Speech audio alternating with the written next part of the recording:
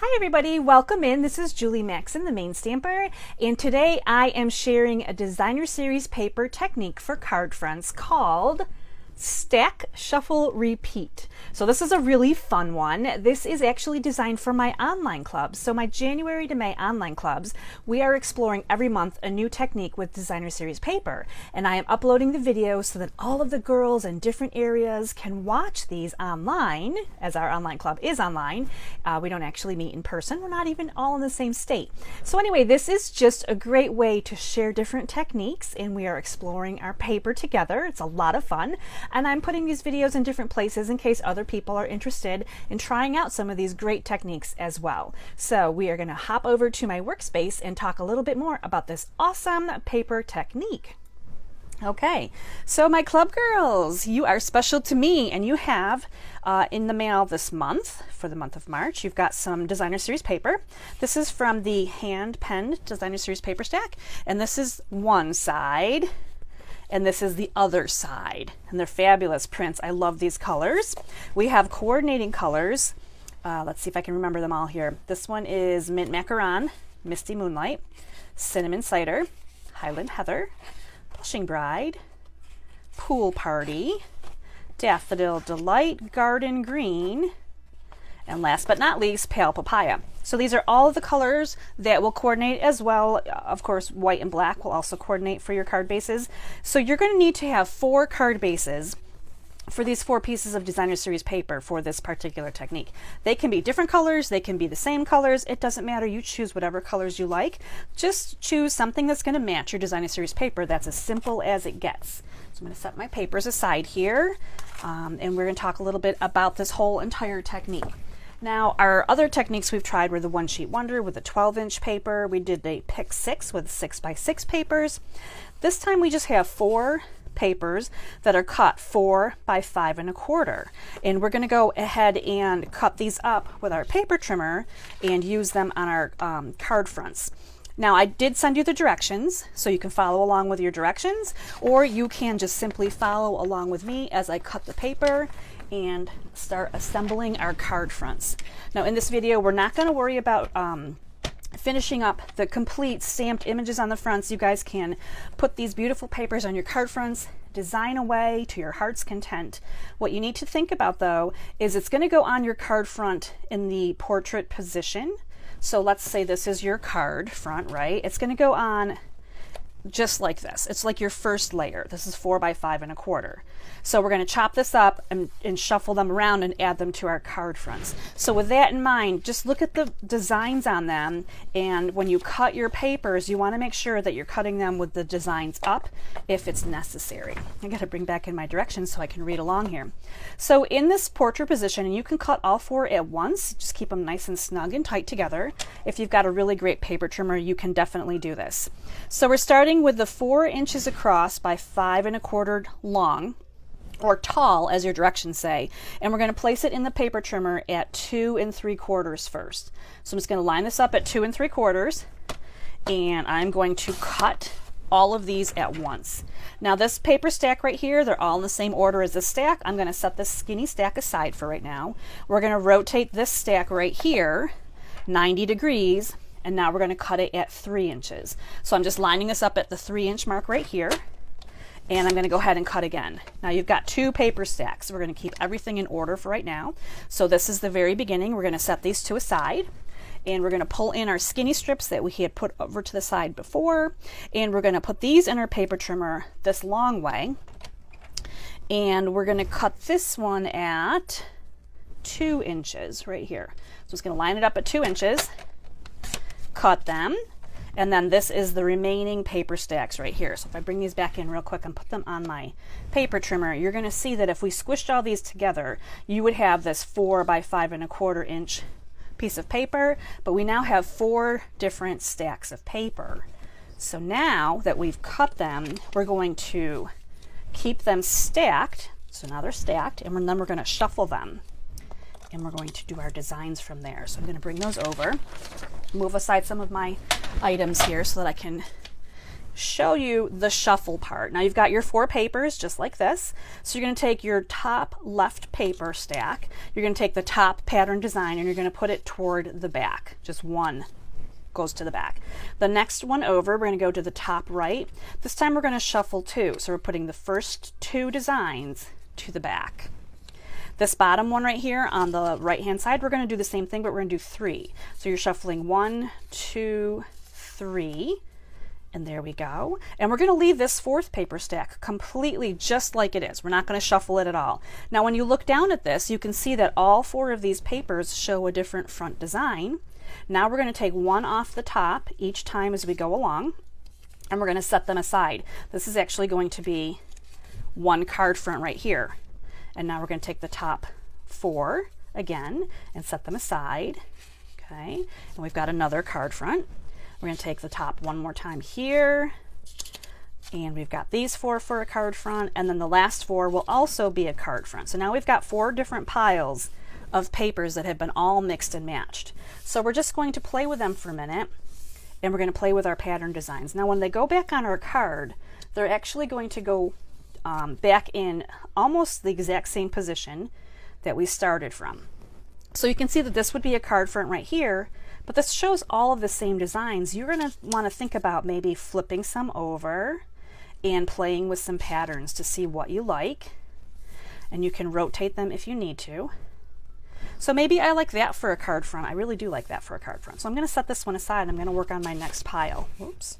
Papers going everywhere. All right, so again, we're going to set them up just like this. You're going to have your 2 skinnies on the right hand side, and you're going to have your 2 wider ones on the left hand side, and you're going to start rotating paper. And maybe this time I want these 2 to show. So this could be a card front too.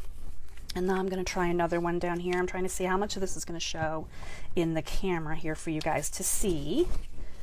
Might be falling off the edge here a little bit. I'll move these guys up.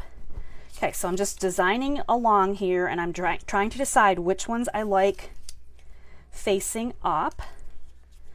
And it's just a matter of playing with paper really at this point. Like maybe you want to do 2 flowers on the bottom, or I don't know, I like that too. Maybe I'll do that in that method. Maybe I'll keep that green one there. Maybe I'll just have 1 flower on this one and keep my solid designs there. And then this is the very last one right here. So again, you're just going to lay them out and decide which ones you want to flip over, which ones you want to keep up.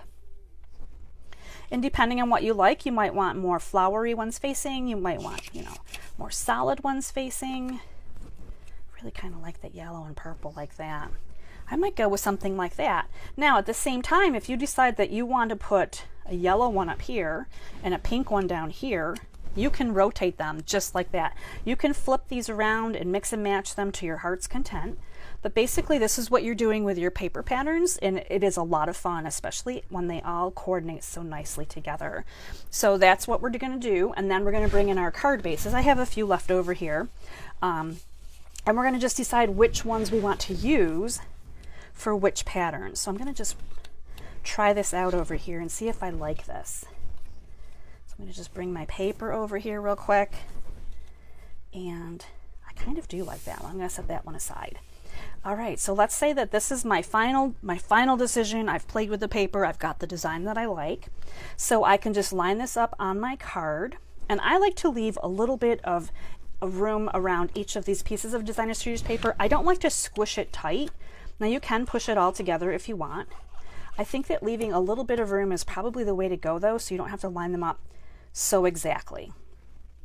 Now I always start with the biggest box right here in the upper left corner, and I'm going to leave a little bit of room top and side, so you can kind of see there's just a little bit of room there. And then I'm going to add this one underneath.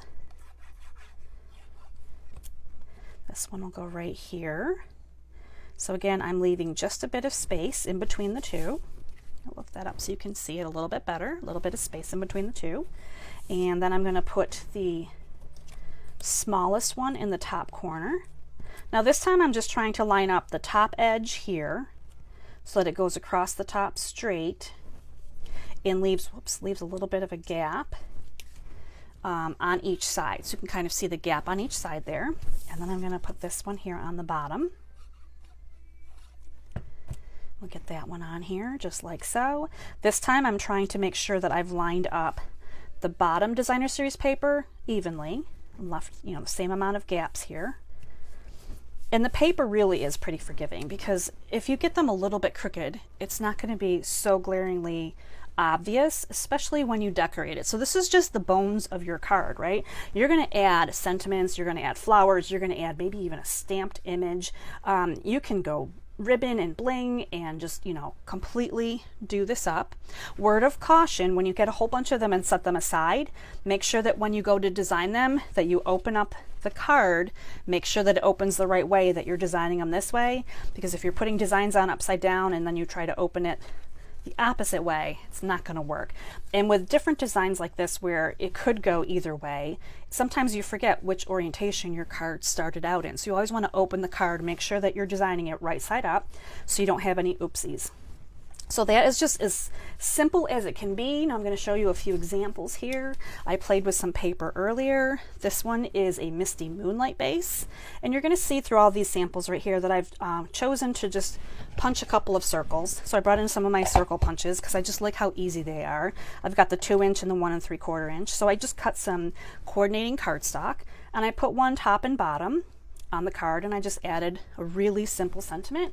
I stamped my sentiments in Memento ink, and I used sentiments from the stamp set Lovely You because they had some really awesome sentiments, and I love this the font in all of these. So there's Cherished Friend, here's Trust Me You're Lovely. This one is in Pool Party. So again, I've got the 2 different color circles there. Here is Wildly Grateful. So these are all sentiments from the same stamp set. So you can see a cinnamon cider base there. And this one is the Mint Macaron that says Just Because. So I've gone very, very simple just by putting a couple of punched circles and a very simple sentiment. These could have been super elaborate as well, but what a great little paper pack to gift away. You know, if they're generic enough, they make a great gift for somebody. You tie these up with some envelopes and a little bow, and they're just gorgeous. And that was all with a hand-penned designer series paper.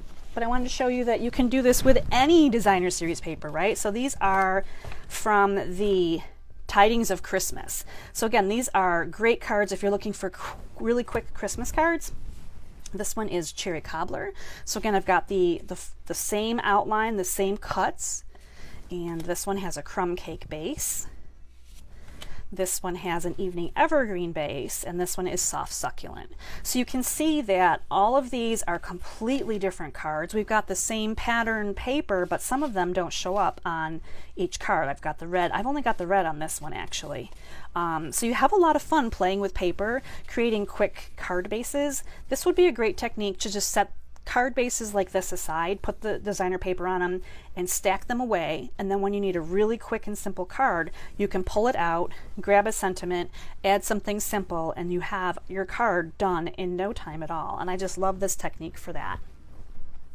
So that was it, and it was actually just one video today. Because this is so simple and so fast, I don't have to record separate videos showing how to cut your paper, how to assemble it on the card. Super fast and simple, and I love this. This is a really great way to use up some of your paper. Now, because it's not using a complete 6x6 paper or a 12x12 paper, you are going to have leftover scraps. When you cut anything and you're cutting 4x5 1/4, you're always going to have a little bit of paper left over, but save those scraps because you can use them for something else. So I hope you enjoyed this card directions for the Stack, Shuffle, Repeat.